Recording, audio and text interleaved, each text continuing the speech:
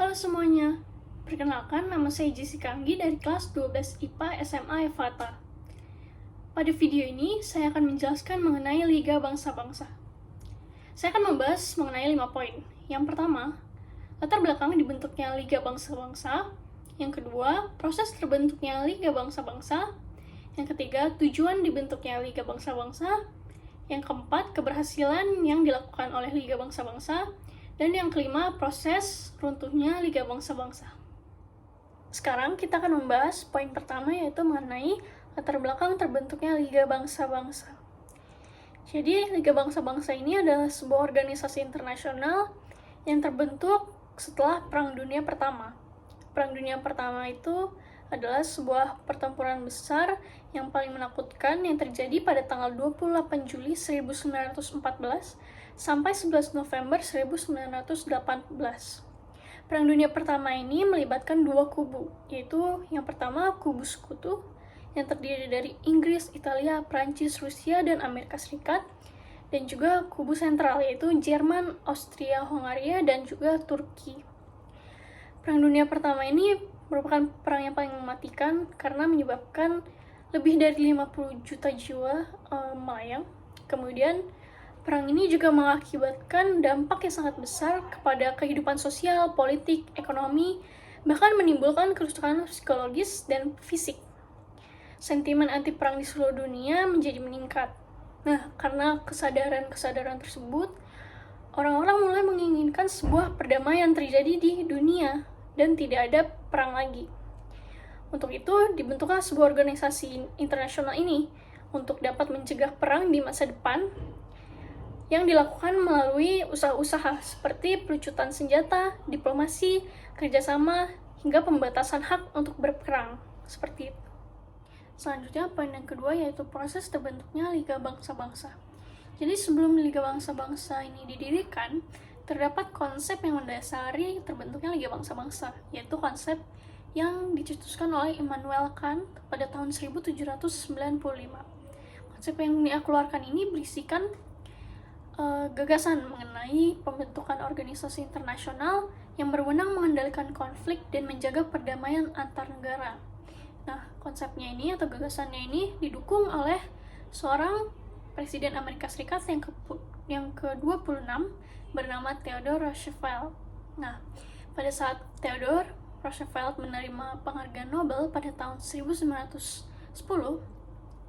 ia menyampaikan keinginannya untuk menyaksikan sebuah organisasi yang berperan membantu menyelesaikan sengketa internasional secara damai ini terbentuk. Nah, di tahun yang sama, ada juga seorang tokoh politik Inggris yang bernama Goldsworthy Lewis Dickinson. Ia adalah orang yang menciptakan istilah Liga Bangsa-Bangsa atau nama Liga Bangsa-Bangsa dan mulai menyusun skema atau kerangka organisasinya. Jadi, dari konsep yang pertama tadi yang dikeluarkan oleh Immanuel Kant mulai dikembangkan oleh Goldsworthy Lewis Dickinson. Ia juga orang yang mencetuskan nama Liga Bangsa-Bangsa dan juga struktur di dalamnya. Goldsworthy mengeluarkan pamflet dan disebarkan. Ia menyebut bahwa Liga Perdamaian yang ia buat atau ia rancang ini merupakan sebuah organisasi untuk arbitrase dan juga konsiliasi. Nah, mulai dari situ banyak konferensi-konferensi atau pertemuan yang diselenggarakan untuk membahas mengenai masalah pembentukan badan internasional atau organisasi internasional yang bekerja demi perdamaian dan mencegah perang. Seperti itu. Selanjutnya, pada awal 1918, menjelang berakhirnya Perang Dunia Pertama, Inggris membentuk sebuah komite untuk merealisasikan wacana atau ide tersebut untuk membangun sebuah organisasi perdamaian. Di dalam pertemuan yang diadakan oleh komite tersebut, ada seorang Presiden Amerika Serikat ke-28 bernama Woodrow Wilson. Woodrow Wilson ini mencetuskan sebuah usulan bernama Peace Without Victory yang berisi perjanjian-perjanjian rahasia tidak diperbolehkan, semua bangsa mempunyai kedudukan yang sama, dan pengurangan persenjataan.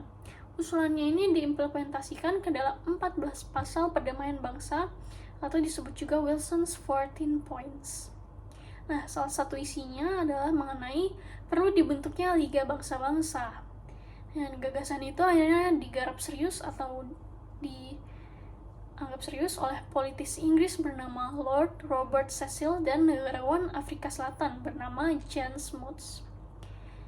Yang kemudian mereka berdua ini dianggap sebagai arsitek utama atau pembentuk utama perjanjian Liga Bangsa-Bangsa. Akhirnya pada 18 Januari 1919, beberapa tokoh berpengaruh di dunia bertemu di Paris, Prancis, dalam konferensi perdamaian Paris untuk memulai negosiasi panjang yang secara resmi menandai berakhirnya Perang Dunia Pertama. Selama beberapa bulan, mereka terus mengumpulkan dan menyatukan ide dan membuat keputusan penting. Nah, salah satu poin yang dibahas di dalam pertemuan tersebut adalah mengenai pembentukan Liga Bangsa-Bangsa. Pada akhirnya, konferensi perdamaian Paris ini disahkan dan dibentuk pula organisasi penjaga perdamaian internasional yang dinamai Liga Bangsa-Bangsa. Akhirnya, Liga Bangsa-Bangsa resmi terbentuk pada 10 Januari 1920 dengan tujuan untuk mencegah konflik dan menjaga perdamaian dunia.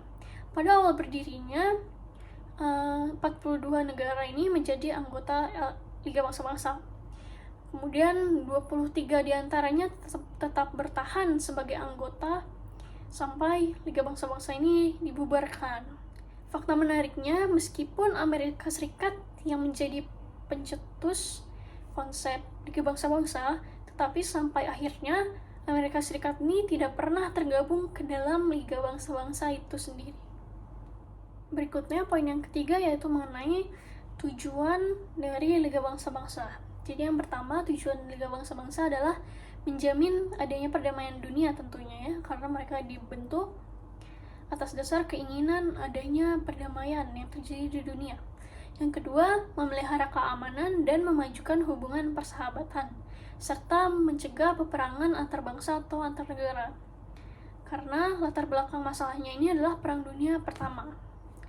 Yang ketiga, menjunjung hukum dan perjanjian internasional. Yang keempat, meningkatkan kerjasama internasional di segala bidang, seperti ekonomi, sosial, dan pendidikan.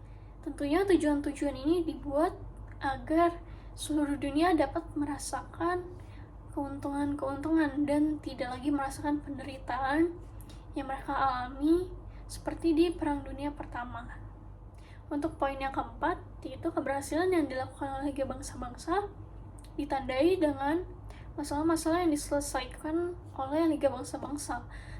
Jadi Liga Bangsa-Bangsa menyelesaikan persengketaan kecil, misalnya di Silesia hulu, menyelesaikan daerah-daerah mandat, kemudian menyelesaikan masalah-masalah yang bersifat darurat, seperti membangun kembali perekonomian Eropa yang hancur pada masa antar perang. Selain masalah persengketaan kecil tersebut, Liga Bangsa-Bangsa juga pernah menangani masalah-masalah besar, seperti masalah Kepulauan Aland di Finlandia, masalah Wina di negara Lituania, masalah Mosul di Turki, masalah Manchuria di China, dan juga masalah Abyssinia di Ethiopia. Di balik keberhasilan Liga Bangsa-Bangsa dalam menyelesaikan permasalahan-permasalahan tersebut, tentunya ada ketidakberhasilannya yang menjadi faktor dalam runtuhnya atau bubarnya Liga Bangsa-Bangsa.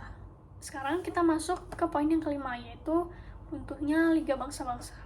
Jadi faktor-faktor yang menyebabkan kegagalan Liga Bangsa-Bangsa ini selain karena ketidakberhasilan untuk menyelesaikan masalah-masalah, Liga Bangsa-Bangsa juga tidak memiliki wibawa dan wewenang penuh dalam menyelesaikan sengketa-sengketa internasional.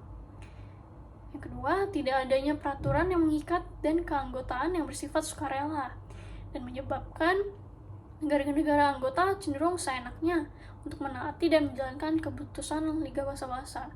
Mereka juga bisa keluar masuk dari keanggotaan Liga Bangsa-Bangsa dengan seenaknya. Yang ketiga, ketidaktegasan Liga Bangsa-Bangsa dengan tidak memberi sanksi kepada negara yang melanggar keputusannya. Yang keempat, puncaknya adalah karena terjadinya Perang Dunia Kedua, yaitu pada tahun 1939 sampai 1945.